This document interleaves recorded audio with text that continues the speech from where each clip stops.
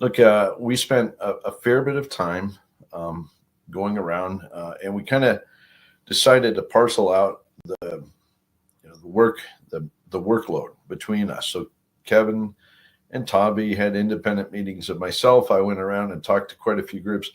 I even attended the MIF conference on Friday and Saturday, which gave me some interaction with some retail investors. And I got to see a lot of people. I had meetings with retail investors, with brokers, with uh, bankers, obviously in the M&A space that's starting to heat up now. And I also had a lot of meetings with major mining companies about various companies that just popped up. They wanted to know more. Some were, I'm a director of some were companies they know that, for instance, Crescat is a shareholder, so they wanted to find out more about our intent, our views on certain companies. And I thought I would just touch. I put this slide together because this slide summarizes, at least from my experience, the meetings that I had in Toronto. Okay, so the names that you see on here, I had either meetings or I had discussions with various people. Some of these were just people coming up and asking me, "What do you think of this company?" And I had discussions with many people around this.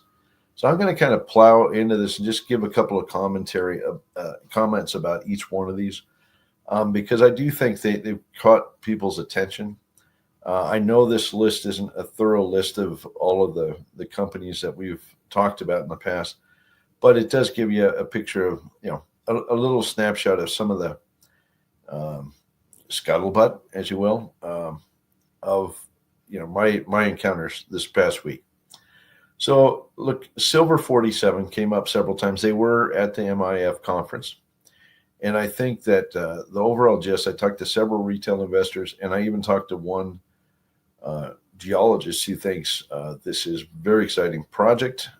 It's a geologist for a silver company, and they're looking around at big silver, stories out there for potential future acquisition, things like this. But overall, very excited. I think the thing that really caught people's attention was Silver 47 has raised a fair bit of money here recently.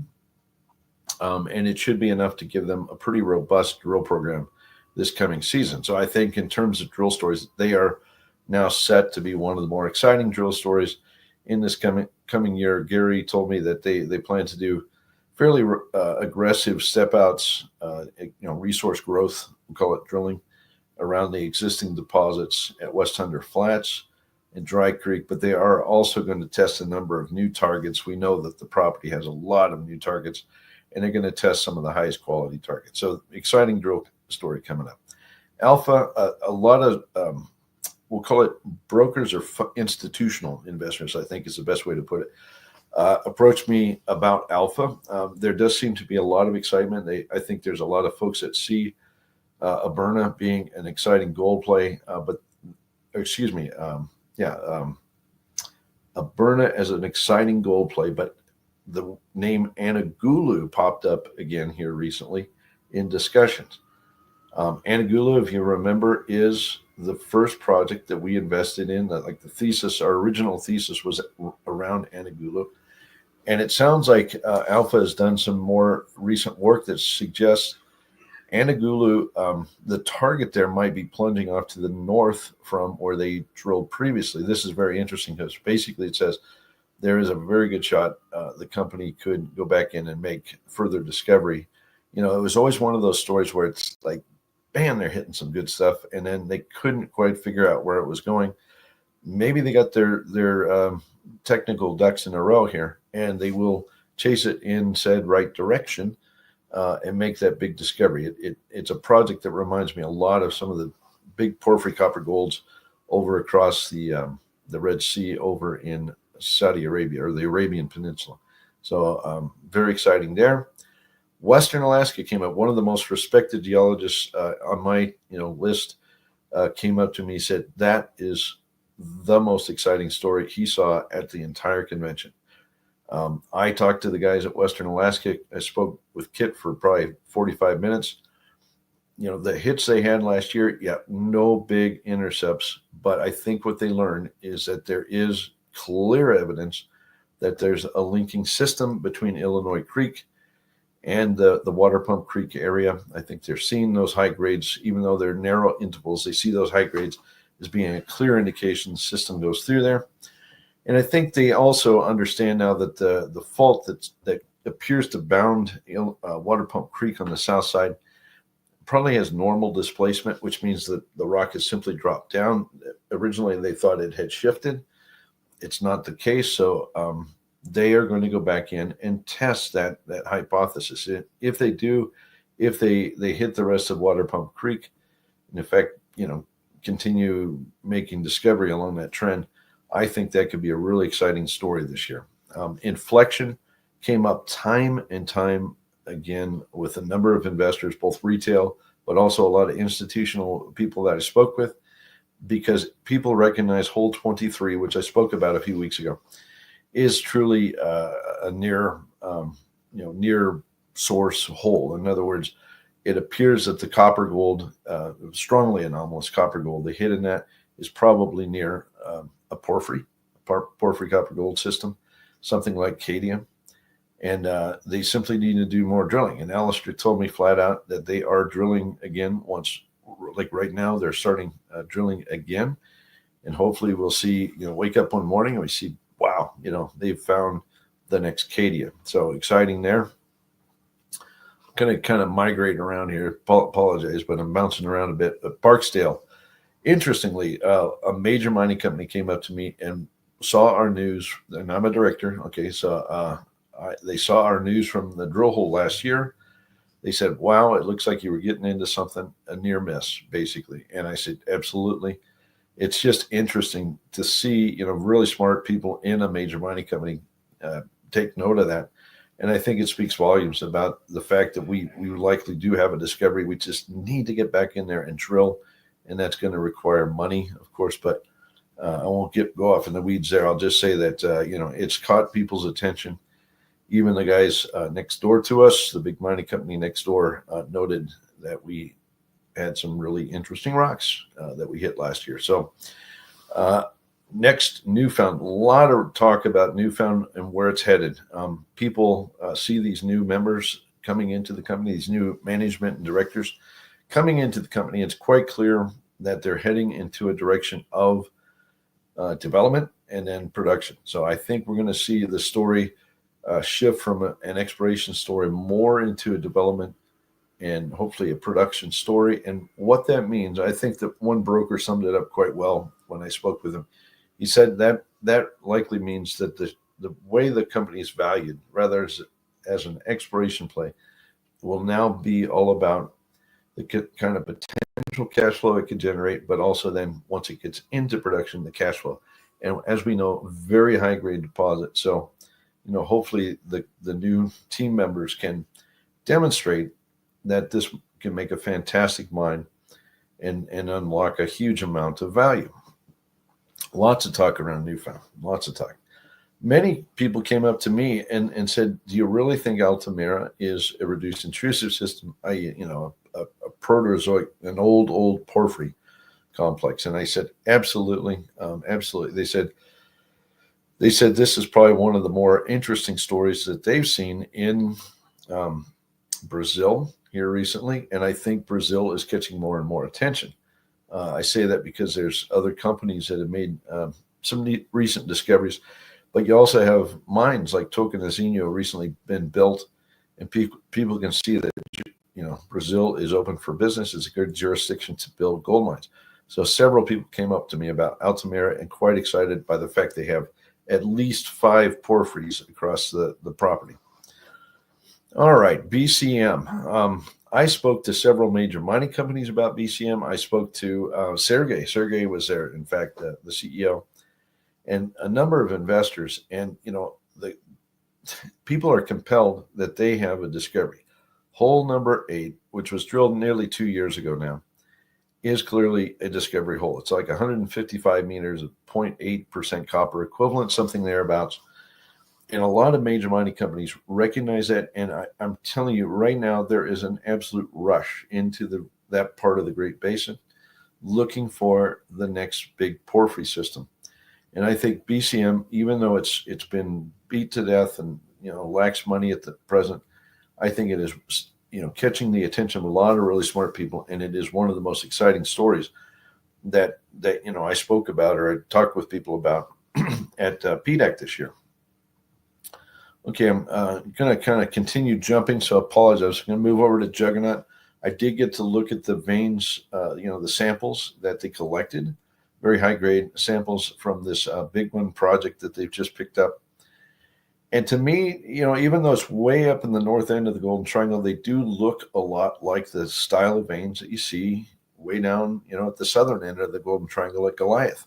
In other words, are high temperature but high precious metal veins, and they've got that gold silver flavor. They got a little bit of base metal, zinc and copper and stuff. And to me, it looks like they're on to a similar scale system.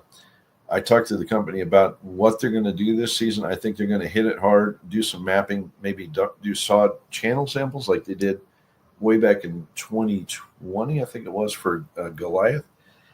And then they'll follow up with, who knows, maybe they'll do some drilling late season. But once they have that solid data where they can, drill with confidence. Now, a lot of people came up to me about Esque, and they asked about the high grades that the two geologists that we contracted last year found down in the southern part of the property. There were a number of samples. If you recall, I spoke about them recently, but there were a number of samples that came back in the 10 or tens of grams of gold, even several hundred plus grams gold samples. And they were in high, in sheeted quartz veins that, quite frankly, look a heck of a lot like Goliath, to be blunt. But they also look like a lot of the veins apparently they saw over at Brucejack in the early days. And a lot of people came up to me asking, do we think that could be another Brucejack? My answer has universally been, we need to do more work, but we're going to do that work. Okay, we put out a news release, and I am a director. We put out a news release here recently outlining what we would like to do on the ground. And I think if we do enough prospecting and mapping, that we can develop a drill target. Again, maybe late season, we decide to go drill. I don't know yet, but we need to do a little bit more science, collect more data. But it is very exciting what we're seeing, given that it shows similarities to the veining at Brucejack. Let's see, next one on the list. Look, Irving Resources. I think people are finally catching on. Talked to a large number of people about the fact that we do have JX Mining on our portfolio, effectively, of partners. We've got Newmont, of course, and Sumitomo Corporation. We are the best positioned junior explorer in Japan. We're the most advanced by far, and seeing JX, which is the largest mining house in Japan, basically say, hey, we're going to help you guys make a smelter flux operation. The business model that we've been pursuing at Omu is just thrilling, and I think people are finally starting to catch on to that. There's also a lot of interest and excitement around the drilling that we're doing down at Yamagano. That's with Newmont and Sumitomo Corporation. And if we were to be so fortunate as to find a Hishikari type discovery, I mean, that is really a huge catalyst that could drive the stock from its current levels way higher potentially. Okay, so there's a lot of good stuff happening in Irving. Sometimes things move slow, but sometimes they coalesce and come together, and all of a sudden a huge amount of value can be created very quickly. That's why people look at junior mining. It's that potential for creating value out of nothing, effectively. El Oro was an interesting topic because there's so many people. This includes bankers and institutional investors, M&A types. There were so many people that wanted to discuss El Oro because they can see that if the company does its infill work, in other words, if it drills the infill holes in that core area and it comes up with a sizable resource, that this could be an absolute killer story that could be developed, a la Apex Silver back in the day. So, wind back the clock 25 years, 20 years, whatever. Apex Silver was the big silver story in the silver space there in the early 2000s, mid 2000s, and it got capitalized. They got capital because they were such an attractive proposition, and they built the San Cristobal mine, which we, Crescat being a large shareholder, currently own. So we are the owners of that. But that kind of pattern could repeat here. I think there's a lot of interest from bankers to see the company get back on its legs and get that infill drilling done and put the company on a track to moving towards a development story where they build a big silver mine like we have at San Cristobal. Okay, so that was interesting. Now, I'm going to go up to the top. I'm going to skip that silver bowl for just a second. Like Red Canyon Resources. Funny enough, I was coming into the office of a major mining company, and guess who's coming out? Red Canyon. Okay, so don't want to disclose too much, and there was nothing material here to talk about. I'm just saying they had some good meetings, it appears, and there were a lot of people that asked me what I thought of Red Canyon and the discovery they have at Kendall.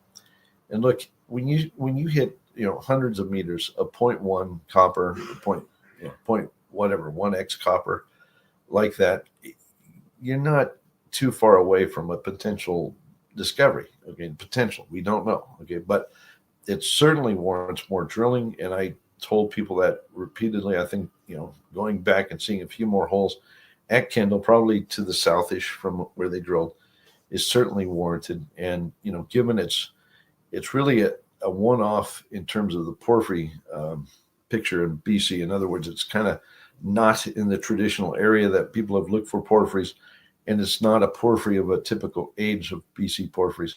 This actually is quite an exciting story. I mean, it could be something, one of these unicorn discoveries that really wakes the market up. All right, so now I'm going to go to silver. Now, probably nobody watching our videos knows what Silverbow is. It's a private company, but Crescat's been involved for a number of years now. And I'm telling you, this is probably making the most noise in the silver space, certainly, of anything out there right now. Now, what is it? Well, this is a company. It does have a website now. I am a director, for full disclosure. And it's a company that controls the west half of the Butte Mining District in Montana. Butte was one of the biggest copper porphyry mines in the United States, one of the major sources of copper in the United States for many years. And around the porphyry, there's a large number of veins that have come off of the porphyry and contain significant quantities of base metals. And we have probably one of the biggest endowments of silver equivalent, in vein form of any silver company out there. And this story, watch this space. Okay, it's going to likely move towards a public listing later this year. And we have one of the best CEOs in place, Mr. Travis Noggle, who's a Colorado resident here, but he cut his teeth in Montana. He went to Montana Tech, which is at Butte, and he knows the people, he knows the project, he knows the place very well. He knows how to advance it to a development story. It's a very exciting and high-grade vein story. All right, I'm going to just say this flat out. Hennigh Metals was the number one topic. Most people, didn't see the news release. At least we'll say the general retail probably didn't see the news release, but the people that did see it are institutions and big mining companies. Almost all of the geologists and institutional investors I know saw those trench results from Provisto, and they got it. Okay, they understand what that means. This is a big dang discovery. It's going to take a while to get the permits, but I did get a chance to talk to their geologist, Lars. Lars, I've known for a few years now, and he is one smart cookie. Okay, he's very smart. He's very smart about alkaline gold. He actually has done his homework and knows a lot about these types of systems, and he is quite comfortable in this space. I did introduce Lars to some alkaline gold experts who happen to be at PDAC, and they've all kind of formed a little clique and are now comparing notes. But I guess the takeaway from Hennigh is it's a story that's going to require a little patience, but I think it could be it's like the next Snowline or something like that. I think it could be a very, very big story with some luck. Okay, everything, it's dependent on what the exploration results tell us, but to me, Hennigh looks like a big darn story. All right. Sitka. A lot of people are stoked about Sitka. Yep, they're drilling. The commitment they made to drill 30,000 meters has got a lot of people like fired up. I think there's a lot of anticipation around this story. I think 2025, with luck and good results, we're going to see Sitka really get some traction, especially with a stronger and stronger gold market. I think Sitka is going to be a very, very attractive story. It is road accessible. I think that's a big, big plus that several people mentioned. It's not too far from Banyan too. And by the way, I didn't put Banyan on here, but I had a good catch up with Tara, and I talked to her about the high grade that they hit here recently. I am super interested in that because that apparently that high grade follows a dike, an east-west dike that crosses the property, and in my view, the dike, like she showed me some photos. It looks like one of these reduced intrusive, style dikes. I'm going to do a little more digging. In fact, I'm going up to BC the Yukon sometime this summer, probably early July, and I'm going to make a point of going to both places. Okay, Sitka and Banyan. All right, Kingfisher. I didn't connect directly with Dustin, but I talked to a lot of people that are following this story, and the fact that Dustin seems to have conglomerated this huge land position in the northern Golden Triangle in one of the most depressed markets in mining history, and he's done an exceptional job of putting together a project that's going to have, I think, a lot of value to offer. Okay, it's an exploration play, but we're talking about alkaline gold systems, alkaline porphyry copper gold systems that are similar to major mines in the area. For instance, Red Chris is nearby. The Galore Creek deposit is nearby. Shaft Creek is nearby. Like, this is in elephant country. And I think he's got something big here, and it's starting to generate some attention. All right, I'm going to go way up to the upper right-hand corner there, Condor. I think I had 3 meetings with large companies that have caught the Rio Bravo results have caught people's attention. Okay, it's historic data that came from drilling that Vale did, but man, I'm telling you, this project is copper. It's reasonably accessible. In other words, it's lower altitude in Peru. That's important, and it's really caught the attention of a lot of big companies. So I think Condor, just from Rio Bravo, I think that's going to be a big, important project for us. Not to say that the permitting at Putumayo and drilling that again isn't important, but I think we are going to see some value out of Rio Bravo this year. Blue Lagoon, this is an interesting one because everybody was so doubtful they could get their permit in BC. But lo and behold, they got it. They got an operating permit. This is a little company that's going to start mining the Dome veins again, the very high grade resource they have. It's around 220,000 ounces, I think, of very high grade. They're going to process it at the mill nearby at Nicola Mining. And the scuttlebutt, like, to be frank, the scuttlebutt is the companies should combine. That's the view of most everybody I talked to at the show, is that the 2 companies should bolt together and create just an unbelievably compelling gold production story. It's kind of cowboy scale, but it's a nice, good cash flowing scenario that could be had. Okay, it's very high grade. Anyway, that was the news from the people I spoke with. Everybody's view is the 2 companies should join together. Magotes, a lot of people are watching this one. Big companies too. I talked to at least 2 geologists from large companies. Given that Filo is right next door and that Magotes has picked up this new ground recently that may have the extension of the Filo system, basically the Aurora trend comes straight onto this new ground. Not that the previous ground didn't have it, but this is exciting stuff. Okay, so there's some big companies that are definitely starting to take note, but also there are a lot of retail investors came up and said, we think Magotes is going to be big this year. I said, look, it might take a little bit longer than that, maybe a year or 2, but they are definitely in the right neighborhood. They're next to an acquisition that topped $4 billion. Okay, and they've got the same geology.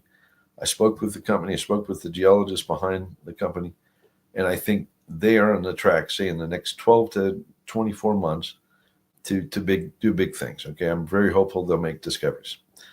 Rackla. Okay, I was walking down the aisle in the main floor there, and Rackla was on that particular aisle, and people were coming at me as I was walking down the aisle. And, these were people that knew me or just kind of recognized me and said, Rackla looks like a no-brainer. And I said, yes, I agree. I think the new target looks like a no-brainer, but it was just nice to see, I think 3 people stopped me in the 100 yards I had to walk to get to the Rackla area, the booth. They stopped me and said they can see the prize there. And I said, yes, absolutely. This is going to be an exciting year for the company. I really am hopeful they can make this discovery this year. PJX. I met with John Keating. We also talked with a number of institutional investors that are looking at this story. I think their land package, but this Sullivan type target is really starting to resonate, even with the big company that I happen to talk to. I think that people are taking note. They recognize they didn't quite get the drill test completed last year. Certainly didn't test what is probably the most prospective part of the area, but they have enough money that they can get back in there and do it this year. Okay, so very exciting. And I think that's one of these sleeper stories that could just pop up, say mid-year with some drilling news that maybe moves the market. Okay, so that's the scuttlebutt. That is the scuttlebutt. Now we're going to move on. Okay, now we're going to do updates. Now I only have a handful of updates. To be frank, there was probably more news that came out, but I am just like 24 hours out of Toronto, and the best I can do today is put together the most important updates, and the ones you're going to see here are them. Okay, so we're going to start with Tectonic.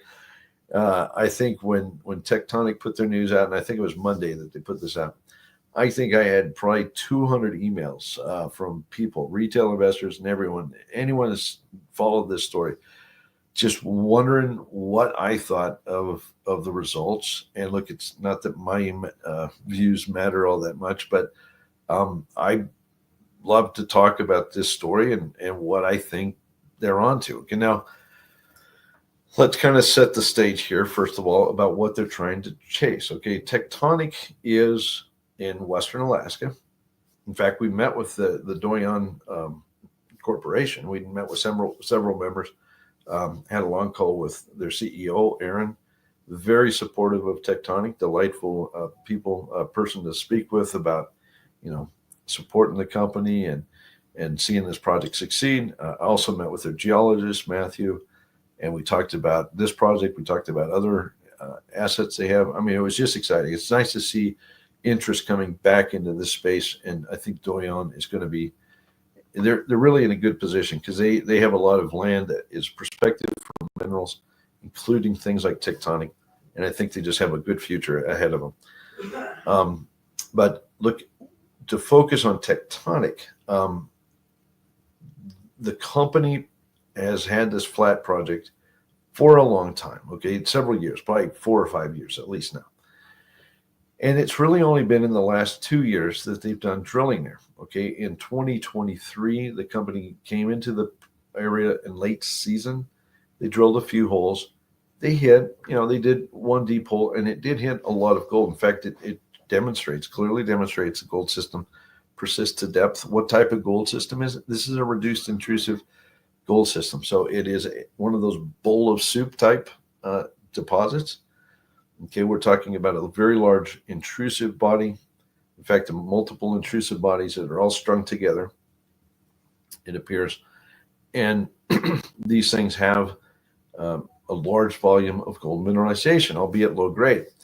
Okay, now at least the area around Chicken Mountain was low grade. Now, they came back to drill in 2024, and the results are in this news release. Basically, this news release kind of captures the results that they had. And the headline hole is this one that you see here. Okay, now you say, well, okay, interesting.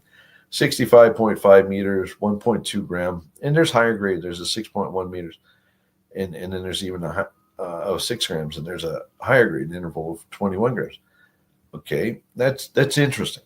Okay, but I'm going to show you why it's not just interesting, it's really darn interesting. Okay, and it's because in these reduced intrusive systems, once you find grade, once you find that area with higher grades, you got to focus like a laser on it. Now, in 2023, they kind of went back to Chicken Mountain and drilled where there was historic drilling. In other words, they went back to the, the kind of zone of comfort. Okay, so before they went out and drilled in 2024, I met with them. Other people pushed them. Like the push was spread your wings, okay, across the property and test new areas. Okay, don't just focus on Chicken Mountain. Let's see what else is out there. Okay, they have a lot of targets. Let's see what else can be found. Okay, so they did. They did. Okay, this is a bold step for the company. They went and they drilled new areas. Did all of them hit? No, but did this hit? Yes. Okay, this is a really interesting. Again, I'm going to show you in a 3D model here shortly why this drill hole is incredibly interesting. Okay, now before I go there, go to the next slide. Okay, now the company assayed two splits. They basically, it was an RC hole of all things. So they drilled RC, so drill cuttings, not core, but drill cuttings. And they assayed it once, and then they took another split. Basically, they took the drill cuttings, took another split, and you can see there's a difference in results. In the first go at this, they hit 5 meters of 1.2 grams. Man, my eyes are getting bad. And then in the next one, they had 65 meters of 2.13, and that's because there were some assays that came back that were higher, and that contributed to a higher overall grade. But it also shows us that this system is a bit nuggety, like there's some particulate gold in here that's causing a bit of a nugget effect, and that's to be expected. Okay, we know there's placer gold coming off of this area, and it's typical of these reduced intrusives, and it's actually typical to see kind of a bit of variability in here, but that just shows you the kind of, is it really that important at the end of the day? Not really. Okay. In fact, I see it as kind of encouraging because it means usually when you get the nugget effect, your assays tend to underreport because of the nugget effect. And so when you go and build a mine, say in the distant future, you start mining and say, well, geez, there's a bit more gravity gold coming out here than we thought. And it ends up being a happy story. But that's all hypothetical at this point. But the point is, these guys have what I think is a new discovery hole. Okay, very solid results. And by the way, this hole was mineralized to the bottom. It was a short RC hole. And it was mineralized top to bottom with good solid grade, somewhere in that 1.2 to 2.1 gram range. That's kind of the range we're dealing with. Those now look like, say, valley type grades, like Snowline sees over at Valley. Very encouraging. Okay, go to the next slide. Now, this image shows the colored blobs at the top show the distribution of gold in soils. And then you can see the little colored specks. Those are the assays in the drill holes that have been drilled to date in the subsurface. And you can see there's at least a couple of deeper drill holes that they completed last year that also have gold down to great depth. But most of those holes are at Chicken Mountain, which is the big, broad, flat, mountain that we have here. Okay, where's this doggone hole that we just talked about? Okay, well, go way over to the left-hand side in the long section down below, and you'll see a place called Alpha Bowl. Alpha Bowl, okay? This drill hole is at Alpha Bowl. It's like a little pip of a hole that was poked in an area with basically no drilling, and I don't want to spoil it much further because I got a 3D model, and I'm going to show you why this is so darn exciting. Okay, but that's where it is. It's well away from Chicken Mountain, and I think given the fact we're seeing grades and some other factors, it's very exciting. Okay, go to the next slide. A little bit more technical background. Okay, so first of all, this is these are magnetic images, and they show the magnetic behavior of the rock in the subsurface. Basically, it's airborne magnetics. And those blue blobs that you see on the left-hand side, those blue blobs that you see, which are almost kind of like in a string, like a string of beads or something, blub, blub, blub, blub, blub, like that. Those are reckoned to be the footprints of the reduced intrusives, which tend to have a low magnetic signature. That's interesting. Okay, now that golden apex area is kind of where, well, towards the south end of it, it's kind of where this, what do they call it? Alpha Bowl target is. Okay. Now, on that image, you can also see some little sinuous pink areas. Those are areas where alluvial gold mining occurred. And notice that that Flat Creek area traditionally produced 650,000 ounces of alluvial gold. And also notice the next one up there, which I cannot read. Why not? Boy, it's tiny.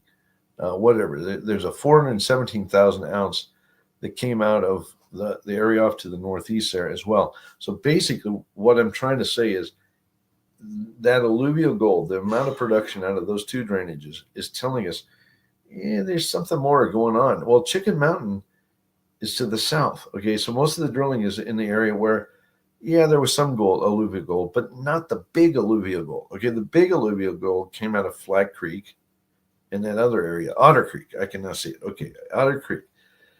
Those two areas are where the bulk of the gold came from in this district. Okay, that's interesting because it maybe suggests there's something up in that neighborhood.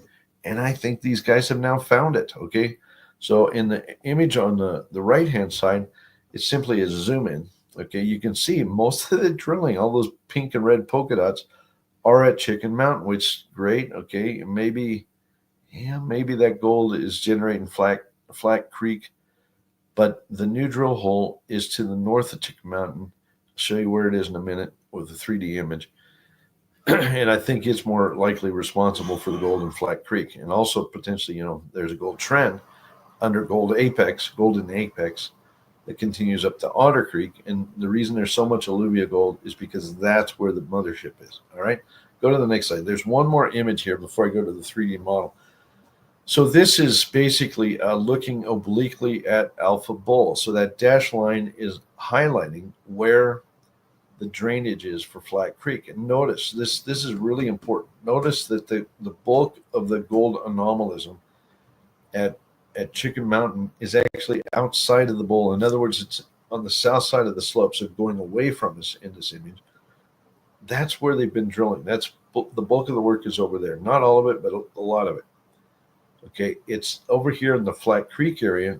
It gets exciting, and it's this Alpha Bowl area where they've done some, very distal drilling now, like testing new targets, and they've hit bigly. Okay, those results are from the area that's in the foreground, and is probably explaining why we have so much doggone alluvial gold in that area. So what I'm going to do is I'm going to go to screen share. Let's see here. Window, leapfrog viewer, share. Okay, hopefully now I have to open. Oh my goodness, I've been too lazy today. I didn't even open the doggone file yet. Where do we go? Check Tectonic Metals. This might take a second, but we'll get there. Okay. Hopefully you can see this. I'm working on the assumption you can. It's a recorded video, so if you can't see it, I'm going to sound like a complete idiot. All right. So look, this is a pretty complicated presentation of different layers of data. We got the shaded topography in the background. We have the geology here. Chicken Mountain is where all these drill holes are, right in here. Okay. And good numbers. Okay. It's lower grade, but it's good numbers. There's a huge volume of rock that's mineralized there. And I don't want to diminish, there's a great deal of enthusiasm around that too. But I want to talk about this Alpha Bowl area, this stuff up here, because this is where they drilled what I think it could be a new discovery hole. Okay. So I'm going to turn that layer off. Turn this layer off too. Sorry, didn't have it fully prepared. Okay, we're going to look at this area. Okay, here we go. Chicken Mountain, lots of gold. Virtually every drill hole completed there has runs of gold. I mean, like every stinking hole has hit. Okay, and the deep holes they drilled last year, like this guy and this guy, demonstrate that gold goes down to depth. There's no question. This is a huge volume of rock. Most of the historic drilling, of course, is quite shallow, but now we know it's deep. Okay, but let's scooch over here. Now you can see right away, holy guacamole. With the colors, there's something changing over here. Okay, there's some high grade showing up. Yeah, there's some interesting information in these holes. These were drilled this year. You might say, well, geez, that's not bad. Look, there's a 3.85 grammer there and stuff. But it's this right here. Okay, focus like a laser. Okay, this is where we're gonna take a look. All right, that hole is smoking hot. Okay, that the one that goes this way, yeah, it's okay, but that hole is smoking hot. This is out in the middle of nowhere, guys. The company did do its job. Okay, it came in here and drilled some new areas to back up and show you. See how that hole right there is right at the headwater of this alluvial area. Okay, that's the source for this. All right, and the fact they have coarse gold in that hole, no surprise, no duh. Okay, that's what's generating the alluvial gold field here. Okay, this alluvial gold field has 600 and some odd thousand ounces of gold. Where's it coming from? It's not coming from over here at Chicken Mountain. It's coming from right here. And this hole, which is really the first of what should be a zillion holes here, is telling us the source is in this neck of the woods. Okay, so what do I think? Okay, look, this hole from top to bottom is mineralized. It stopped in mineralization. Look at that right there. In fact, it was in pretty good grade right at the end. It was an RC hole. It's a short little pippy RC hole. Even these holes are not too bad. Okay, these holes have some good grades in them. I don't want to diminish, the fact that those have good grade. But what I think is likely happening here is that the gold deposit is basically immediately underneath the alluvial area. Okay, we go back to this.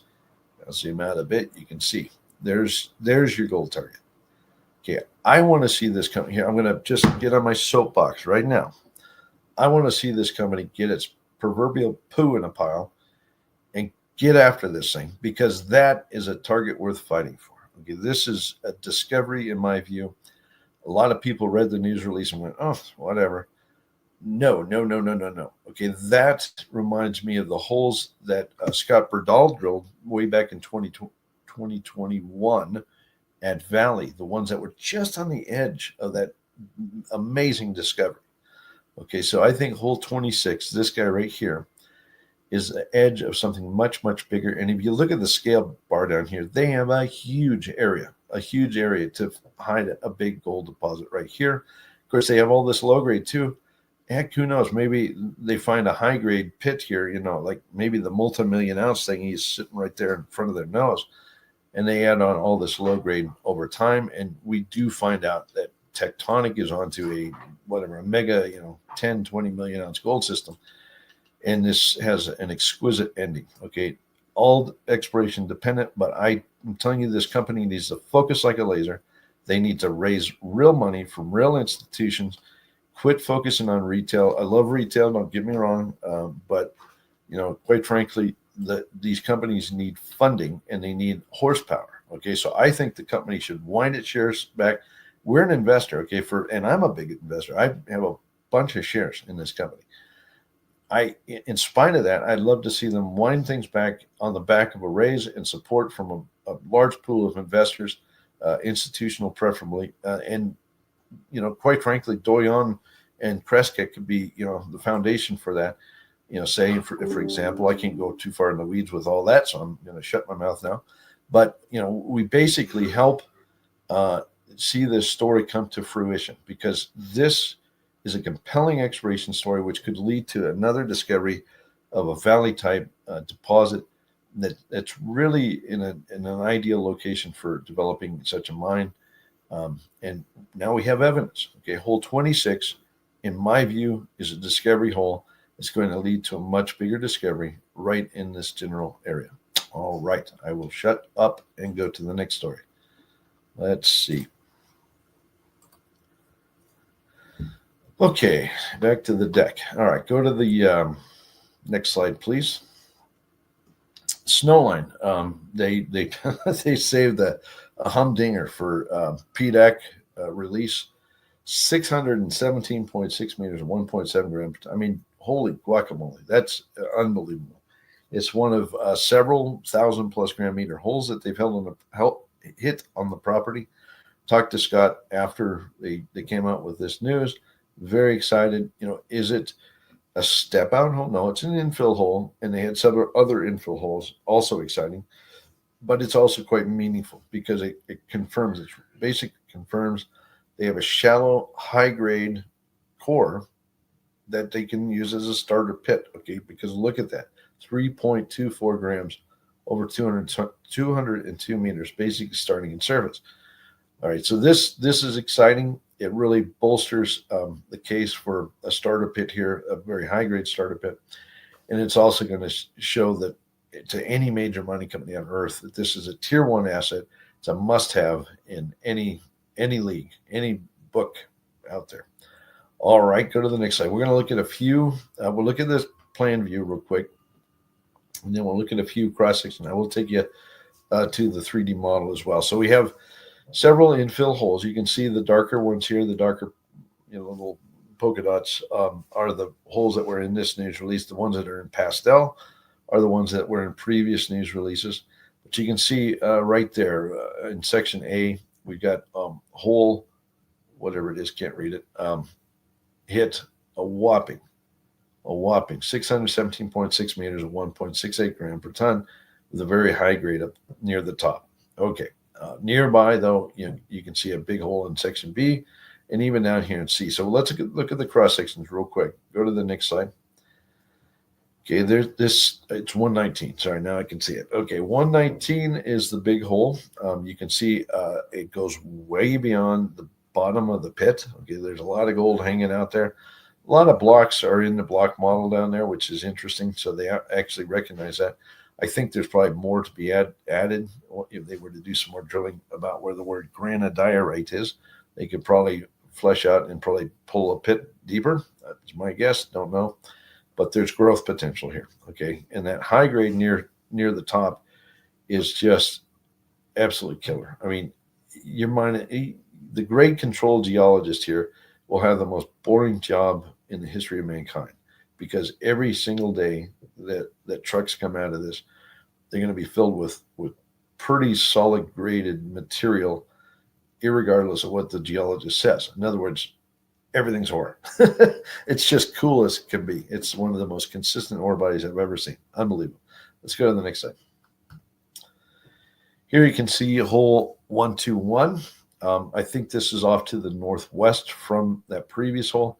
Again, it catches a bit of a higher grade core there, but notice there's gold going down below the current pit bottom. Interesting. Again, more drilling might show, and maybe this is a future problem, I don't know, but I think more drilling might show that there's more rock to be mined at depth. Maybe the pit gets pulled deeper over time.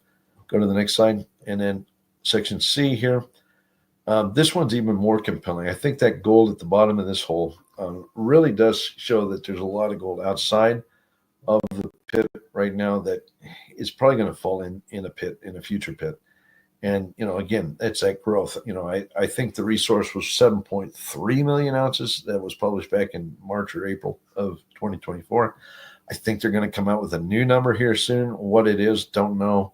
Maybe they add, 2-3 million ounces, something like that. Don't know. I think the confidence around the resource, in other words, the category, will shift upwards. What we should see a lot of measured and indicated this go around, but we should also see a sizable increase in the overall tons and gold contained in the system. All right, let's go to the 3D model real quick. Let's see here. Okay, now I gotta open up. Apologies, guys. I have to open up on desktop. Boom, boom, boom. Hold on, there it is. And we'll take a look at the model. Look, similar to what I showed you for Tectonic, we're looking at the most recent drill data image out of the news release. It's been overlain onto topography, which is a shaded gray in the background. As I zoom in and out, by the way, the scale bar changes down here in the lower right-hand corner, so you can kind of keep track of things. But it's this is the drill data as presented from all the news releases over the past what, 3 or 4 years now that they've been drilling. I'm going to turn the surface off so we can see what's going on. And you can see right away, look at the high grade core to this thing. It is unbelievable how well that hangs together. It is one of the juiciest plums of an ore body I've seen in my career. It's consistent. The grades are consistent. It's not driven by little pops and whistles of high grade. It is solid intervals of solid grades over hundreds of meters. It's not driven by a meter or two of high grade here and there. This is a real deposit. I mean, this is amazing. Is it still open? Yeah, look down here. There's purple, and notice there's not any drilling underneath. I talked about this a few weeks ago, that if you do a vertical slices through this thing and kind of look at the grades, the highest grades that they found to date are in some of these deepest holes, even though they're one-off things. Like there's a 38 grammer there, there's a 14 grammer there. I think there's 100 and something grammer in one of these. But basically, there's probably some structural feeders down here in this region that are feeding the gold system up in this regime. Okay, so that's also a target. The other thing I really, really like about this is,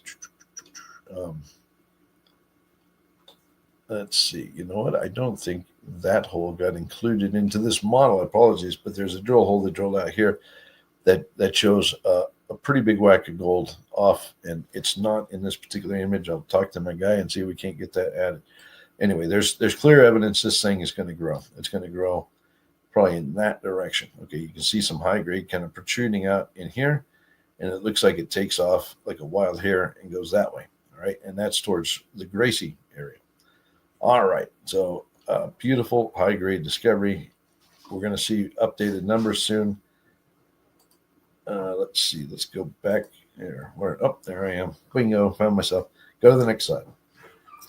Goliath. Goliath had, so they had a very tough time with their assay lab.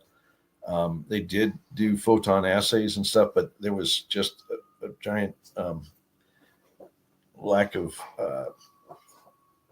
we'll call it focus at the lab. I don't know what's gone wrong with the world, but it took a while. But then once the lab got into motion, they got all their assays very quickly, because that's how photon assay works. It's very quick. And then everything just came in. Okay, so they put all their assays, all the remaining assays, everything out in one fell swoop in, I think it was right before PDAC. Maybe it was right the first day of PDAC. Can't remember. But it was sometime in the past week or two. And the headline hole out of this whole lot was 9.39 grams over 10.17 meters. This project has returned an absolute incredible stream. And in this news release, even I look and I think, okay, well, that's a decent headline hole, but there's so many others that they could have put in there too. It's just that you can't put like 20 holes in the headline. So in my book, this is just one of many intervals. And if you look back at the history of Sherbet in this whole discovery, it was all about showing, it was those channel samples initially, several meters, 5-10 meter intervals of 10 gram per ton gold equivalent. And they're still seeing it in drill holes today. And people, I think, get a bit jaded. They're another 10 meters of 10 gram gold equivalent. Well, okay, that's goofy. Okay, this thing has grown and grown and grown. And what really stands out about the story at this point is the level of detail they can draw the lodes. Okay, in the subsurface, see all those colored planar features down there, sheets, layers. They now can see the footprint of those things and see how they're distributed in the subsurface. And there's a huge extent to these things. Like the scale of this system is every bit the same size as other big systems around the world, like the Pogo deposit up in Alaska. So these results are right in line with what I would expect for a major, Pogo style intrusive related gold discovery. All right. And interestingly, they have actually found the intrusive to go with us. I did see some of the core. They had some of the core at their booth, and I got to see firsthand the core, the intrusive rock with the veins. And I'm telling you, man, I can absolute guarantee that the veins that they have at Sherbet and Bonanza and all of those have the same mineralogy and same, general character as the veins I saw in those intrusive rocks. Okay, in other words, talk smoking gun. My gut is that the igneous rocks are probably tapping the same structural feeders, the same magnetic source for the metals. Basically, everything's driven by one big heat engine at depth. Okay, there's definitely a smoking gun component to this story. All right, go to the next slide.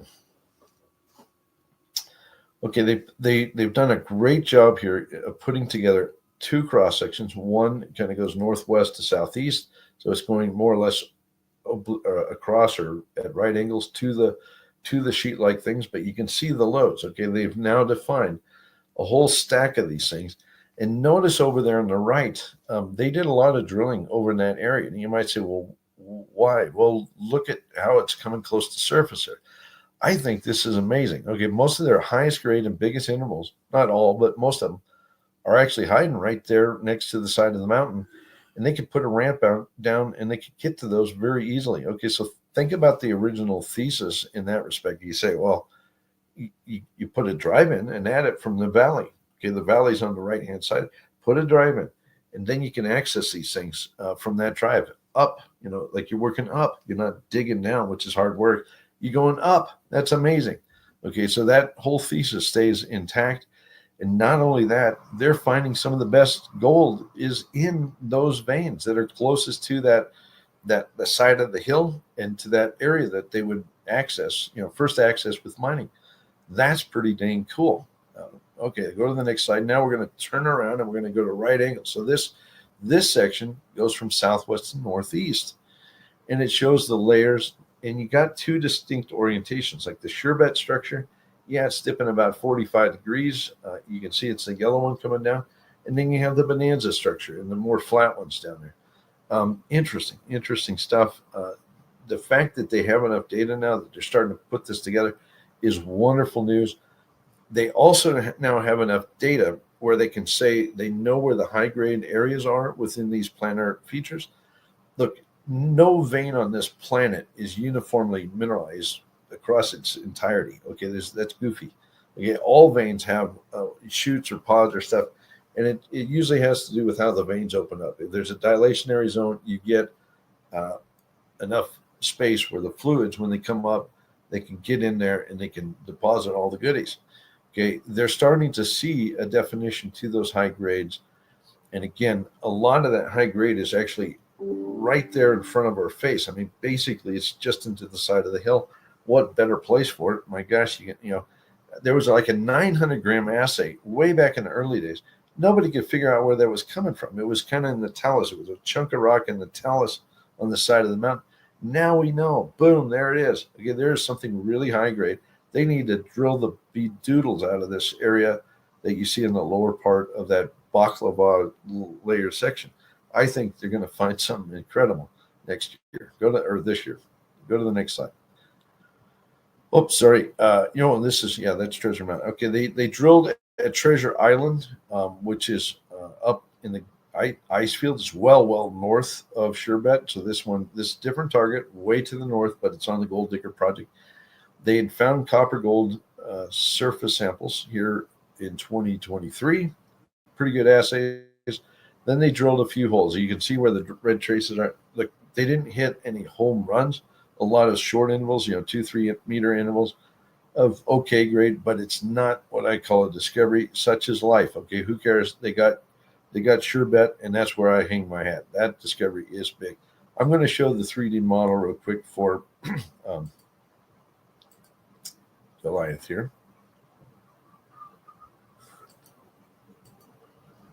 Sure.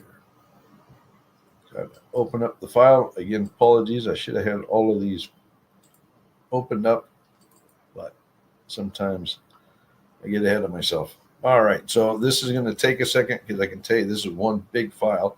This is probably the biggest model of any of the drill stories that we've been following. It's absolutely huge, and part of that's because this topography layer is extraordinarily big, and that's what slows everything down. But here in a second, it'll pop up again. Note the scale bar down in the lower right. As I zoom in and out, that moves. And then we do have the gold equivalent values over here on the right-hand side. Okay, so we're going to zoom out for a second, and I'll tilt this puppy up. And you can see, all right, there's the series of veins that I just showed in their news release. Okay, it's kind of hidden below the topography here, but notice right in this area, this is where a lot of that high grade occurs. It is literally just into the side of the mountain, and it continues up into Sherbet. Don't get me wrong; there's plenty of gold up in the Sherbet, but there's so high grade, easy accessible gold hiding right there in plain sight. It's just crazy. All right, so let's turn that off so we can go faster. There's your plate of baklava. Okay, there's your gold bearing layers. Is it confusing, complicated? Yes. Okay, and have they got everything modeled? No. Okay, look at there. There's a big interval down there. What the heck is that? Well, that's one of those intrusive things. Okay, and I know that the company's working like mad right now to try to figure out the orientation and the geometry of those intrusive bodies that kind of cut up through here, because the intrusions, which kind of cut vertically across all this, are actually tapping the fluids from a source down at depth. But we know now that there's high grade. Look at, there's a high grade there. There's one there. There's one there. There's one there. Those intrusives are kind of the tree trunk, if you will. So we know there's something coming up from below, and then it's following these structures out and spreading out like branches on the tree. Very remarkable gold story. Is it early days? No, they're starting to get to a point where they fully understand this thing, or more fully understand it. But does it still have lots to discover? Absolutely. Okay, look, there's a lot of drilling that has to happen in here to fully flesh out that high grade area. But even up depth into the Sherbet area here, this is a very nice continuous zone, very predictable. Okay, there's a lot of tons. Look at in there. Look, there's high grade. They haven't modeled it. Like it hasn't connected. They haven't connected the dots and some of the stuff in here. Is there still more stuff to figure out? Absolutely. Look at there. There's a high grade right there. High grade, high grade, high grade. Are they connected to anything in the model? Not really. Okay. More modeling needed. Absolutely. Probably need to drill some more holes in there, start connecting the dots, but they're on the right track. Okay, my point is this is a work in progress, and it is an absolutely exquisite gold deposit that could make for a nice tier one asset. All right, I think there's one more slide. Let's go to the next one. I was so delighted to see this come out. This was sometime during PDAC, and somebody said, "Oh, Lion One just put their results out." Okay, I looked at these and I was very pleased, because what I'm seeing here is a story that is improving. The production and the grades, all the metrics, every metric in here is improving over quarter, over quarter, over quarter. So I'm telling you, like, I can't promise anything. Nobody can. Okay. But if they get to 600 or 700 tons a day, which is what their goal is, this thing could make an exquisite operation that generates a lot of free cash flow. Are they there yet? Not quite, but they're getting pretty darn close. Maybe they are. I don't know. But this is a delight to see, and I'm really congratulate the team on such a good performance. I think this is fantastic. It's been a tough go, but they're getting there. All right, that's it for this week, guys. Appreciate everyone paying attention. Sorry, it's a tough, long slog, a lot of scuttlebutt to cover, but we got her done. Thanks.